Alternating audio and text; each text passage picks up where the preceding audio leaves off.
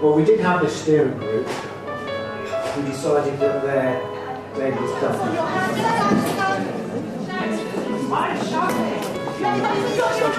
Yes. If I have a meeting, even if it is just for half an hour, and even if it is pouring with rain, and even if it's sitting in our Devon countryside, so that's progressing. So I need to touch base with him. But my understanding is that a good leader is someone who really knows themselves well and knows where I think it probably goes without saying, but good leaders need courage. They need lots of honesty. And when I say honesty, I mean honesty with themselves. And that goes back to this issue of self-awareness, which I think is a fundamental one. And they have to be trustworthy, because leaders, and as I say, it's a corny thing to say, but they're only ever as good as their followers, if you like.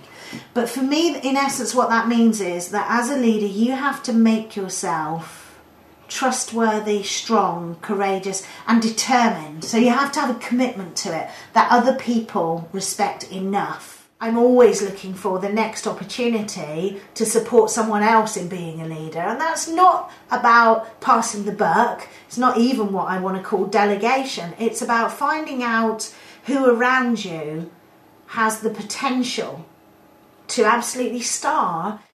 I lead a team of 9 hugely inspirational people, and I think that for me as a part of the story has been the key factor. And one that I regularly remind everybody about is that in this role, leading the Cosmic team, I am only ever as good as the rest of the team. I'm much more self-aware than I was, and that has grown distinctly more so since I took on the role of Chief Executive than it will have in the early days. I realised that when I took on the role of Chief Executive, one of the early learning points for me was exactly what it meant to feel and be responsible for a team of people. And I took that responsibility very seriously, and I still do.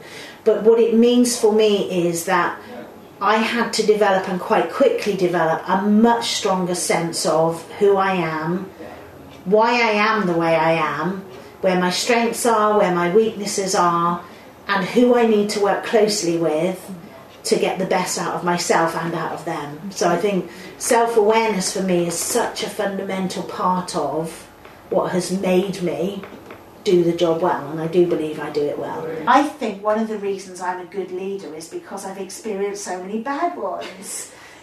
Because I think the learning process that we as leaders will go through is one that says, I remember an experience of being led by someone I didn't trust, by someone who got things wrong so regularly and ignored everything that I believed in and everything that other people they thought they were leading believed in, that people quite soon stopped following them.